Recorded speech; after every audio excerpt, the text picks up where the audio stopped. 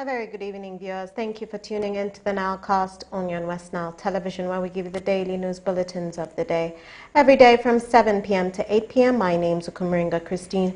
Before we dive into any of the stories this evening, let's have a look at what's happening in the headlines tonight. In the headlines tonight, Dufule Seed Secondary School locked down over delayed payment of contractor.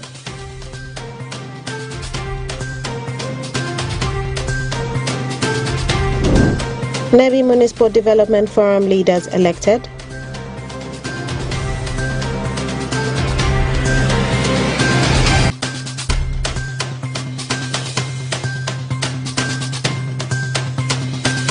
And Moyo leaders condemn high customer charges along East African borders. This and more in the Nilecast News Bulletin.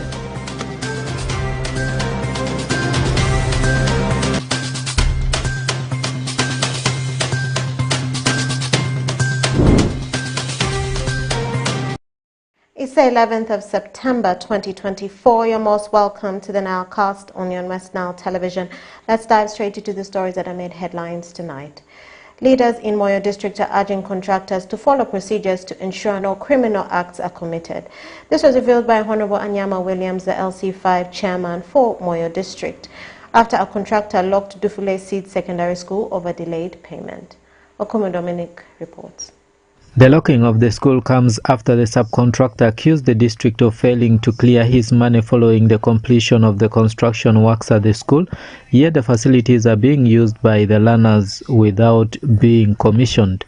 Honorable Anyama Williams, the chairman local council 5 Moyo district, after receiving the information pertaining the close of the school, said the district had held several meetings with the different stakeholders, including the contractor, on how they can resolve the matter amicably, but the contractor became impatient, yet in government procedures are being followed. Besides, the money the contractor is demanding came in form of a variation because all the money for the construction works had been paid to the contractor, and said it is criminal to lock a public office. The contractor became, of course, for him, he became impatient. First of all, I want to condemn the actions of the contractor, because the contractor knows his money for the project was paid. What he is claiming is now what? A variation, which ministry has approved, the PS has written, but it is a process that has to be done. All government systems and processes are structured. You don't just handle things like you handle family, household issues. So, and two, a school is a public facility. By the way, it is a criminal to lock public office. Mrs. Ongerto Jeska, the Chief Administrative Officer Moyo, lauded Extreme Engineering Company, the subcontractor who constructed the school, but said the money in question came up as a result of variation during the construction, which they had raised to the ministry, and the money is available and will be paid to the contractor once the processes are complete. We should be very grateful to Extreme. He has done very good work, and I don't think there is any seed school that beats that seed school that he has really constructed. The estimation of the engineer then was we needed 500 million if he had to do whatever he was supposed to do, and yet we had 217. So now he continued with the work with good heart, being a child of home, finished the work. And you know, it is just natural. Somebody has overspent his money. He had to do whatever he did. But we took up the issue, followed up with Ministry of Education. They gave us money. The balance is the one that I'm saying we have money and we are going to pay. Mr. Chandigar Geoffrey, the Chief Executive Officer, Extreme Engineering Services, said he decided to lock the school because he has not done official handover to the district, saying besides the house being constructed, there was the component of installing lightning arresters, which was never done because the district has failed to release the money for the lightning arrester, yet lightning continues to run havoc in the school. Project like this, it needs to be completed, and then after completion, it needs to be commissioned by the Ministry of Education so that the end user can properly occupy the buildings. That's why we lock. And secondly, we take prevention of our children who are learning in this school. Why? Because now, if you look at this time, a lot of heavy rains. Mr. Ahumesi Peter Rogers, a teacher at Dufele Seed Secondary School, said the issue of the contractor locking down the school is something which is beyond the school management, saying this has paralyzed activities in the school, which has made it difficult for the students to access the classrooms for their holiday programs, and urged the district leadership to come out and resolve the matter before it escalates into more problems. About locking the school and the contractor, it had now become something which is above us. But as you can see, it has really disorganized a lot of activities in the school. Some time back, people from the district, they have been all along coming and trying to see that things are in, let's say, in place. But all of a sudden, and this holiday, when the students are blocked, or rather they are already at home, they informed us that this gentleman came and locked the school. Cora Dominic, the head boy of the school, said the decision of the contractor locking down the school has greatly affected them in a way that they cannot conduct their studies in the school, and feels if this is not resolved timely, it will have negative impact on the students in terms of their performance. This week, as per now, we are outside, but the issues concerning the locking the doors, the administration have not informed us for the issue, but since we came here on Monday, we found that the teachers were outside and the doors were locked by the contractor. That is what we know, and it came into our concern. Dufele Seed Secondary School is one of the 5 seed secondary schools established by the Ministry of Education in 5 West Nile districts of Adjumani, Moyo, Yumbe, Koboko and Maracha under the Uganda Governmental Inter-Physical Transfer Program, funded by the World Bank in partnership with the Government of Uganda to construct seed secondary schools in sub-counties within the districts. The 5 schools were all awarded to one contractor in the names of Achora United Constructions Limited, which was overwhelmed by the too much work, and that explains why Achora United decided to hand over the construction of Dufele Seed Secondary School to Extreme Engineering Limited, which completed the construction and now decides to lock the school, accusing the district of delay in paying his money, which came as a result of variations during the construction. Dominic Antonio Kumu, West Nile TV, Nilecast. Moving on with our stories, during a 2-day training aimed at strengthening the leaders on infrastructure development, the Ministry of Lands, Housing and Urban Development, through the Uganda National Urban Forum, has advised the newly elected NEBI Municipal Development Forum leaders to sensitize the locals on good infrastructures to improve on better plans for the municipality. Alfred Jawok reports. The Ministry of Lands, Housing and Urban Development through Uganda National Urban Forum has advised the newly elected leaders to sensitize their locals on good infrastructures to improve better plans for the municipality. The Municipal Development Forum leaders play crucial roles in driving local development and improving community livelihoods. This was on Wednesday, 11th September 2024, during the 2-day training aimed to strengthen the leaders on infrastructural development. However, during the training, the ministry held election of office bearers to oversee development of the municipal, where Mr. Vincent Okaba was elected as chairperson, Francis Wedunga as general secretary, among others. Mr. Okaba Vincent as the president of MBF Forum. Bill Kasije, government valuer, appealed to the new chairperson and his executives to leave out politics in their new leadership. With us we have a workshop which will involve inducting as well as election of a municipal development forum. So this is ideally coming from the urban development forums, and the long-term goal is to have many of these municipalities fully modernized, fully up to date, up to the urban level. He further advised the new chairperson to work together with the Ministry of Lands, Housing and Urban Development for easy coordination. So the purpose of this training here today is to have these forums active, more active than they have been, fully give them the capacity to operate and move towards the infrastructure development generally of the various municipalities which have been selected.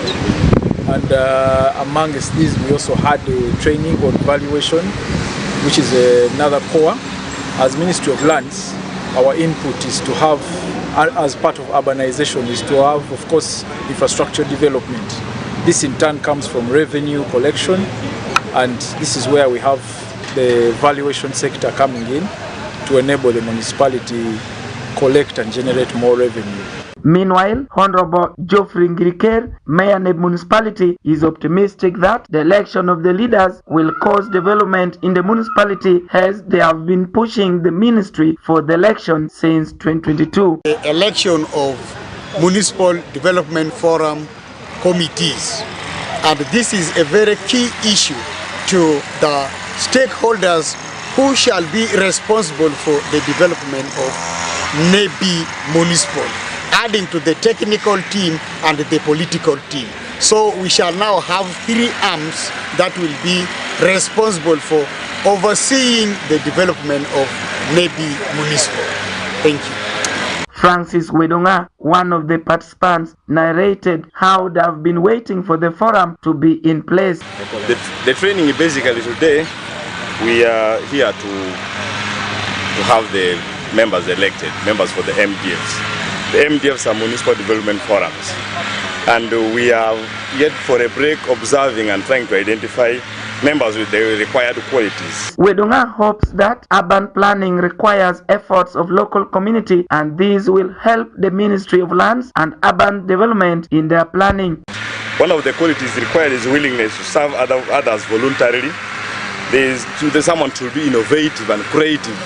For that purpose, there is someone to have ability of a team player, someone to be non-chaotic, someone who doesn't have problems with other community members, persons with good characters and good reputations, among others.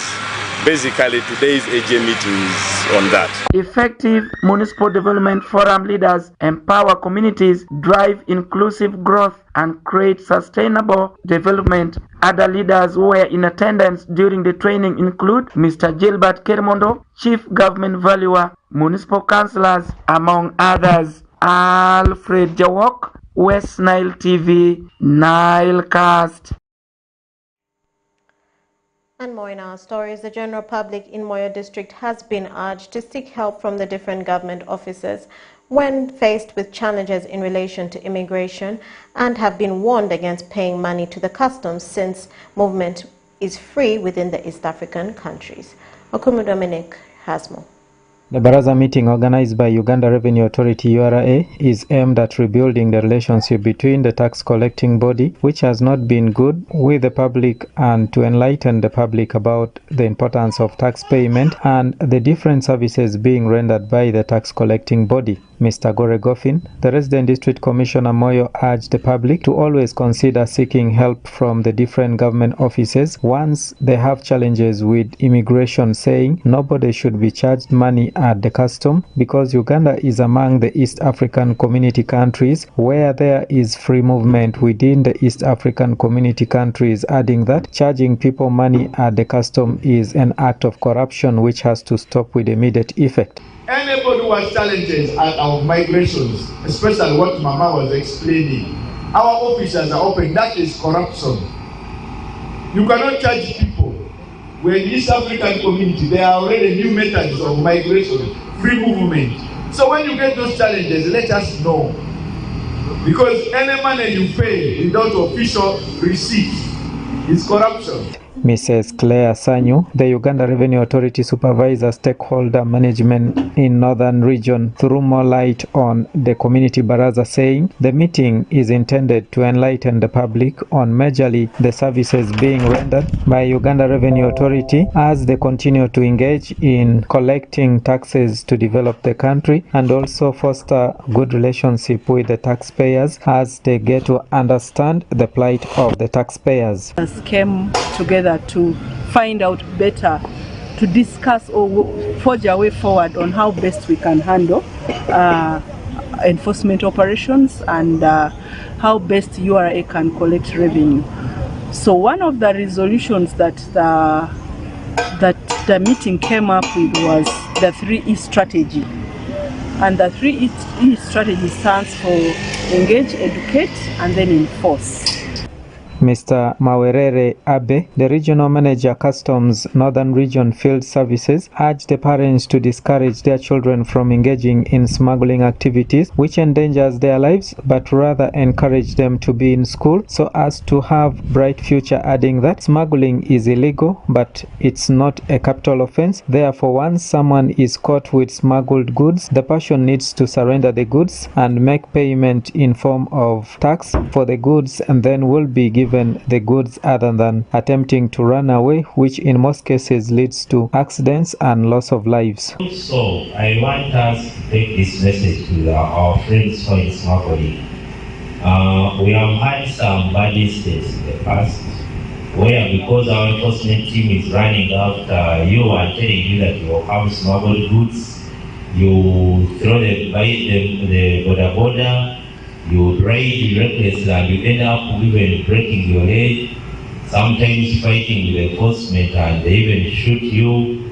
This is the message I want to bring to you. Vukoni Norbert, a youth leader in Germany who also attended the meeting, tasked Uganda Revenue Authority to enlighten the public on where the taxes being collected usually goes, saying many times the body collects taxes, but when someone goes to seek health services in the hospitals, they are being told there are no drugs, yet the people always pay tax to the government. Regarding smuggling, to be honest, I will say I was born and raised in the streets, and the best things the streets will only teach us is to say you have to overcome those extra taxes, and that is how we are trained. But now, at least today, URA is telling us the importance of paying this tax. But I'm also very interested in one thing. Once you enlighten us about the importance of the tax paying, let us also know where our tax money is going. Because in our communities, you talk about the hospitals or whatever places. If you go to these places, physically for us, we go there.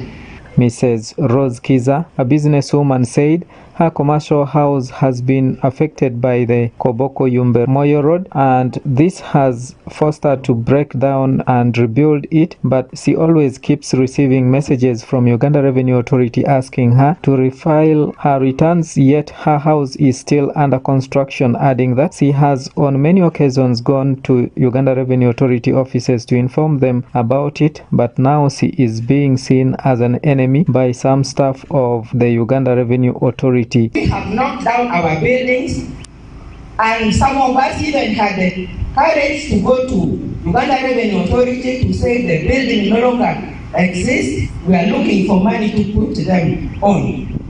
But we continue getting messages that we should file our tax.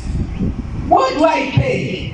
The building is under construction. The Uganda Revenue Authority URA launched the Engage, Educate and Enforce, the 3Es program in February this year, following the unfortunate incident which happened in Mariokolo, where some people were critically injured during Uganda Revenue Authority enforcement, something which angered the public. It's upon this background that the leaders of the tax body decided to engage the community through barazas and other forms of engagement so as to foster unity and educate the public about its mandate as they continue to enforce and collect taxes. So far, several barazas have been held since then, in line with the resolution of the meeting between the leadership of Uganda Revenue Authority and the stakeholders, which was held in Arua City in February this year.